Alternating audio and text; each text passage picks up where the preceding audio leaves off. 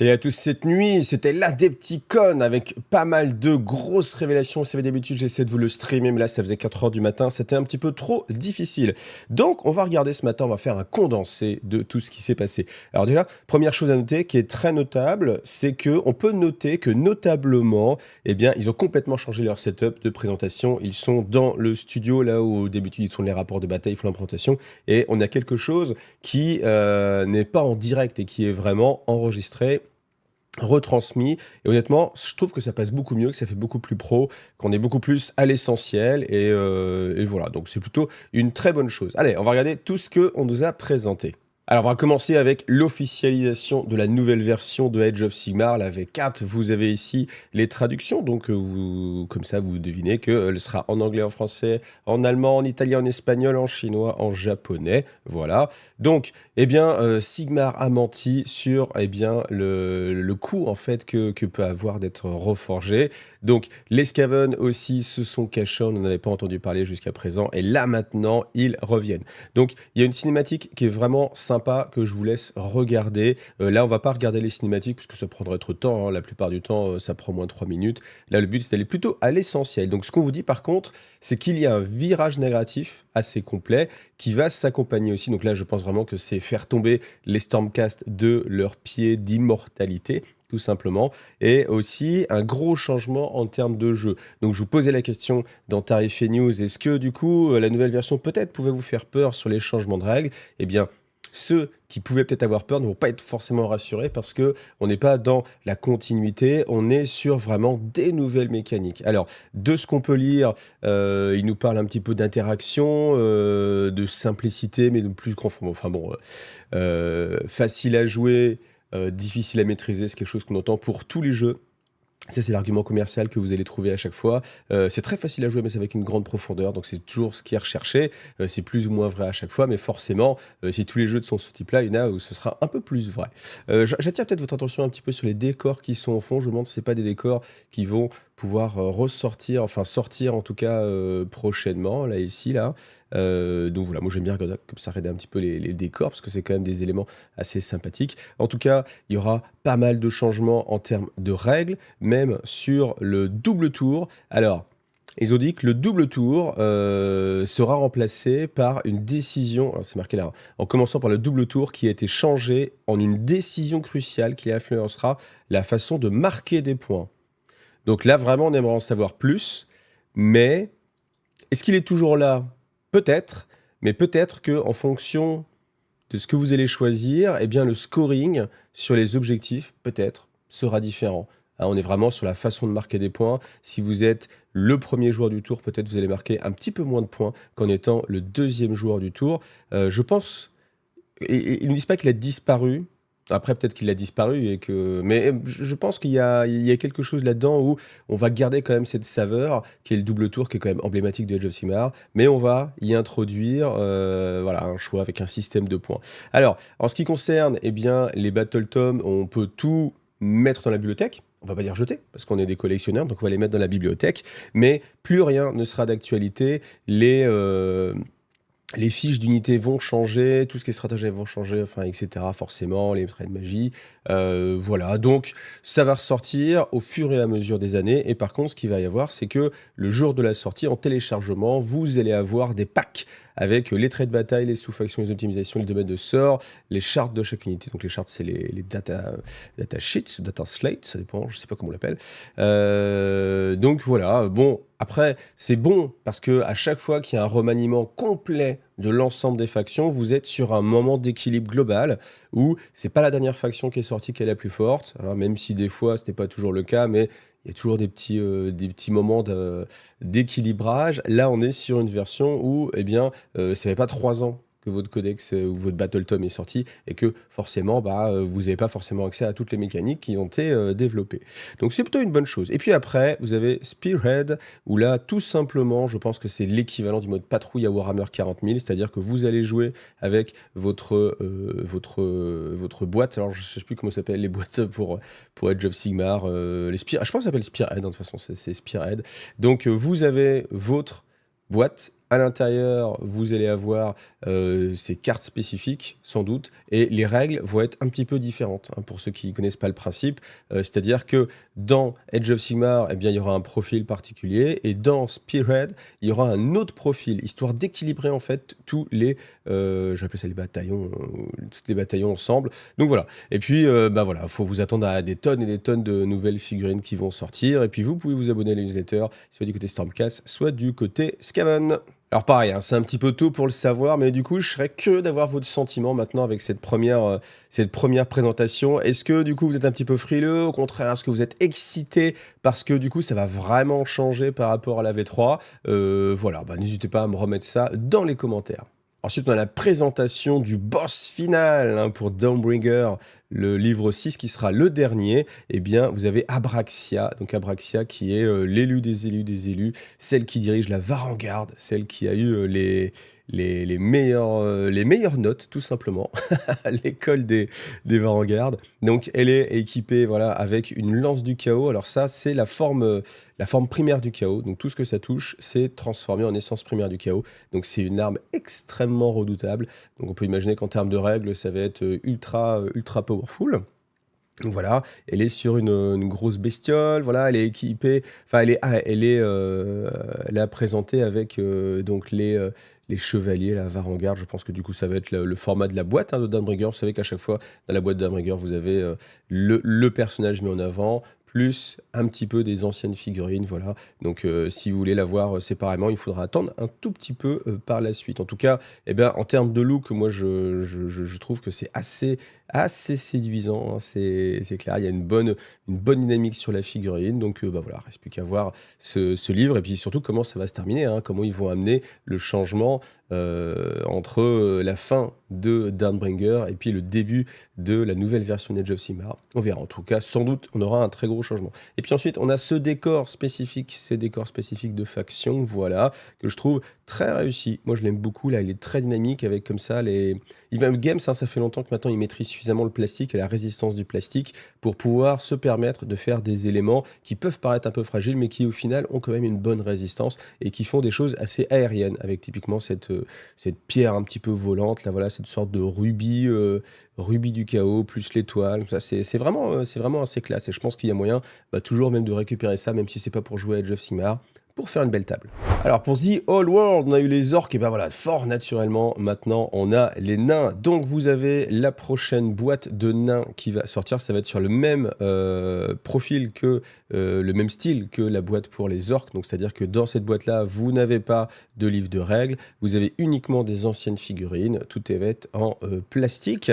Donc vous avez aussi l'Arcane Journal qui va détailler justement l'armée des nains, mais vous avez des nouvelles figurines en plastique, évidemment. Donc là, vous avez comment il s'appelle, le dwarf, le champion, il faut que je dise bêtise, le lord sur bouclier. Ça va être une double boîte. Donc vous aurez et le lord sur bouclier et le lord sans bouclier avec des petits équipements disponibles. Voilà, des petites moyens d'interchanger les têtes. C'est sympa parce que même si on sent qu'on est sur une nouvelle sculpture quand même, on reste sur quelque chose qui est très très très cohérent. Là, je suis sûr que Matt Buzyn, si tu regardes, tu dois être en train de dire yeah, la force des nains. Je suis sûr, un spécial dédicace pour toi pour cette révélation-là. Des nouveaux nains à collectionner. En tout cas, j'aime beaucoup là, comment était peint la fourrure avec les petits bijoux. C'est assez joli. Donc voilà, ensuite, 2 nouvelles figurines qui, elles, par contre, seront disponibles chez Forge World. On est totalement dans l'imagerie des nains. Donc, ceux qui peuvent peut-être un peu se poser la question de comment elle est traitée maintenant avec autant de recul, presque 10 ans après les sorties sur The Old World. Je pense qu'ils ont à cœur de respecter l'imagerie qui a toujours été celle des nains, mais avec une petite dose de modernité, mais sans chercher à forcer la main à introduire de nouvelles choses. Donc c'est plutôt très très positif. Donc après, on peut faire le tour. Donc ça, c'est tous les régiments qui vont ressortir en plastique, hein. Ils nous font le plaisir de mettre des petits logos. Ça, c'est ce qui va sortir en résine chez Forge World. Voilà. Voilà, toutes les vieilles figurines. C'est marrant de revoir, hein, toutes ces figurines. Donc en métal en plus, hein, pour ceux qui sont encore passionnés du métal. Donc vous avez aussi ici là, le petit logo métal. C'est dommage qu'il n'y a pas de code couleur, hein, parce que vous voyez là, vous avez du métal en rouge, là du métal en blanc. Donc bon, Voilà, voilà tout ce qui va ressortir. Les nains, donc on peut imaginer comme ça que, toutes les factions qui ont été annoncées vont ressortir sur le même format avec une grosse boîte, un arcade journal et puis quelques nouvelles figurines. Ensuite, du Warhammer Underworld Deathgorge qui du coup se transforme en Wintermouth, donc c'est la suite, l'évolution. Ce qui est sympa, c'est qu'en termes de lore, il y a vraiment toute une histoire qui avance et qui permet, d'avoir, d'autres informations sur ce qui se passe dans Beastgrave, hein, à la base, hein. Donc voilà, ça c'est plutôt pas mal. Donc nouvelle boîte, je sais pas combien, la 10e peut-être, ou la 8e, ou la 9e, je sais pas si quelqu'un a le compte exact. Oui, j'ai la flemme, j'ai toutes les boîtes derrière, mais le mec il a la flemme de se retourner. Non, parce qu'en plus, bon, peu importe. Mais voilà, donc après, les deux nouvelles factions, donc on a celle-ci que je trouve très très très sympathique, très typée. Donc tout simplement, ce sont des cultistes qui ont tellement foi en Sigmar sous sa forme électrique, qu'ils ont en fait des sortes de parafoudres en fait pour que les éclairs de transmission des Stormcast eh bien, viennent soit attirer chez eux, tac comme ça, passent, alors passent par leur tête, je sais pas trop, et puis après passent comme ça dans les armes et ils se retrouvent avec des armes énergétiques de la mort, avec la force de Sigmar directement. Donc je trouve que c'est assez original, vous voyez. Là, on a aussi ce personnage-là, c'est le personnage qui est monté sur son fiston. Donc heureusement, il a un fiston assez solide. Mais je trouve que c'est intéressant parce que ce design, vous voyez, il apporte quelque chose de complètement novateur, je trouve, par rapport à ce qu'on a pu connaître des figurines Games Workshop. Là, on est sur quelque chose d'un peu plus adulte, en fait. Je sais pas comment l'exprimer sur ce personnage-là, mais voilà, ça me fait penser à quelque chose qui change un petit peu. Vous voyez, on sort un petit peu de ce qu'on avait l'habitude de voir, donc c'est plutôt sympathique. Par contre, là, on reste sur les sur les Flesh Eaters, le plus pur style de ce qu'on a l'habitude de voir, par contre. Donc, c'est classique, ça va bien rejoindre l'armée. Après, peut-être que pour du Warhammer Underworld, ça manque un tout petit peu de fantaisie, justement, et que c'est un petit peu trop classique, je trouve. Après, les Flesh Eaters, c'est clairement l'armée où c'est difficile d'exprimer des choses parce qu'ils sont quasiment tout nus tout le temps, avec quelques vieux armements. Donc c'est peut-être un petit peu difficile de sortir des sentiers battus. Comme d'habitude, vous avez 4 decks rivales, donc 2 qui sont spécifiques à la bande, hein, donc ceux-là, vous allez pouvoir les jouer qu'avec la bande qui va avec. Par contre, vous en avez 2 qui sont génériques, que vous pourrez jouer, quelle que soit la bande, quelle que soit la saison. Ça, c'est justement génial sur Warhammer Underworld, c'est que vous pouvez redynamiser comme ça votre deck avec une bande, trouver la meilleure combinaison et ne pas trop vous prendre la tête sur la construction de liste et puis compter sur un équilibrage un petit peu global. Donc vraiment, encore une fois, moi je vous encourage toujours à découvrir Warhammer Underworld parce que c'est un jeu qui n'est pas forcément très accessible, contrairement à d'autres jeux. Il n'est pas forcément très accessible parce que la première partie, on va pas forcément comprendre ce qu'il faut faire, on va faire des erreurs assez difficiles. Par contre, une fois que vous avez passé cette étape-là, il y a vraiment un potentiel de richesse qui est incroyable. Vous voyez, peut-être que c'est une courbe inversée par rapport à Warcry. Warcry, dès la première partie, vous allez vous amuser, ça va être cool. Par contre, après, sur le temps, bon, on va falloir essayer vraiment d'optimiser pour gagner en profondeur, même si Warcry, c'est très bon. Mais Warcry, c'est très bon pour initier des gens. Warhammer Underworld, c'est pas très bon pour initier des gens parce que faut vraiment avoir une vision sur ce que peut être le jeu après la première partie. Ce qui est difficile de se rendre compte, mais je pense, encore une fois, que c'est un excellent jeu. Alors justement, on parle de Warcry, on va aller sur la nouvelle boîte de Warcry, hein. C'est bien rodé maintenant, hein, leur sortie. Il y a beaucoup de choses. Je ne sais pas quand est-ce qu'ils vont sortir de cette forêt-là, parce que plus ils rajoutent de décors, plus moi, il faut que j'attende pour faire ma méga partie, parce que j'ai envie de faire une partie avec tous les décors de Warcry, cœur de Gur, et faire une méga grosse partie de Warcry. Mais bon, tant qu'ils rajoutent des décors, moi, je veux la totale. Moi, je veux le all-in. Donc, en attendant, eh bien, on a deux factions, donc les Osiarches, tout ça, on avait vu, hein, cette figurine-là en preview. Ce que je trouve très sympathique, c'est que on est sur des nouveaux styles par rapport à ce que propose déjà l'armée. Donc ça, c'est très mignon, c'est assez rigolo, ça change, c'est novateur. C'est encore une fois l'avantage de Warcry, ce qu'on peut se permettre d'aller chercher des choses qu'on voit pas ailleurs. À une époque, on aurait eu tout simplement des morceaux de l'armée qui existent déjà, qui seraient mis dans une boîte, et on vous dit, allez, tenez, vous jouez à Warcry. Là, on a vraiment toute une gamme de figurines extrêmement spécifiques, donc voilà, très sympa. Et puis là, surtout, le centaure, ici, là, ce centaure-là, je suis sûr que ça donne envie à tous les joueurs aux Arches, hein, c'est clair. Donc, c'est accompagné de Sylvanette, voilà, avec un côté un peu plus ronceux, hein, voilà, on voit toutes les ronces. On sent que c'est un petit peu plus noir, peut-être qu'ils sont un peu plus pervertis. Mais bon, voilà, ça s'intègre bien au look hein, de cette faction, mais on peut dire exactement la même chose, c'est-à-dire que, eh bien, on est sur quelque chose d'un tout petit peu différent, mais qui reste malgré tout dans le concept et qui permet comme ça de s'évader et puis d'explorer peut-être de nouvelles pistes. Peut-être qu'on peut totalement raisonnablement imaginer qu'il y a des concepts qui sont développés à la création de l'armée et puis qui ne sont pas poussés parce que peut-être il y a d'autres concepts qui sont plus parlants, etc. Mais qu'on les garde et qu'on les réutilise dans Warcry pour faire quelques petites sorties comme ça.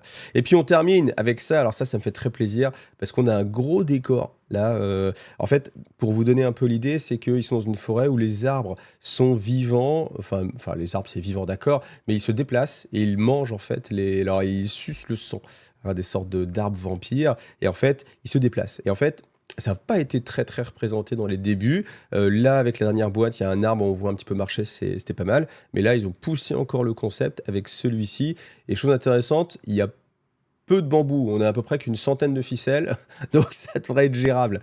Mais voilà, un décor assez sympathique et où on peut en plus passer en dessous et tout, ça change en termes de dynamique. Donc voilà, il n'y a plus qu'à attendre que cette boîte sorte. Et puis peut-être qu'on aura en même temps un autre kit de décor. C'est pas, il y a eu cette période-là où il sortait une grosse boîte avec les deux unités, enfin les deux bandes, plus un petit élément de décor, et à côté, un gros pack de décor. Est-ce que là, ça va être le cas ou pas? Bon, je pencherais peut-être pour un petit non, même si ce décor-là ici, là, il a l'air quand même aussi assez différent. Donc je pense... Allez, ouais, allez, non, finalement, je change d'avis, mais je pense que, vous voyez, avec ce petit décor-là qui est ici, qui n'est pas montré, qui doit être une adaptation justement de l'arbre qui est en train de marcher. En fait, c'est ce qu'ils font dans Warcry, c'est que vous avez en fait des sets de bases de décors sur lesquels, eh bien, il y a possibilité de monter différemment en fait les plateformes, et suivant ce qu'ils nous mettent, eh bien, vous avez l'architecture qui ne change pas, mais avec des excroissances un petit peu différentes. Et là, je pense que c'est l'arbre qui est en train de marcher qu'on avait vu avant avec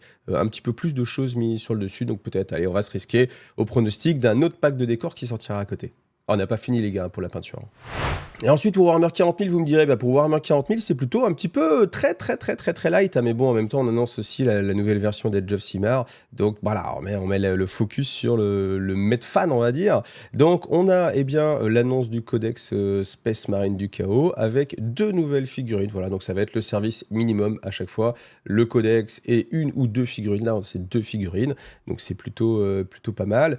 Donc vous avez le Seigneur du Chaos avec différents équipements. Là, on le voit. Donc vous avez la hache ici, le marteau, le gourdin, on va dire. Et puis de l'autre côté, sa main, soit pistoplasma, soit gantelet. Et puis avec différentes têtes. Voilà, pour changer un petit peu de figurine. Et puis l'autre version, ça c'est assez sympa, c'est la version un peu Raptor avec le Jump Pack. Donc là aussi, quelques petits équipements différents.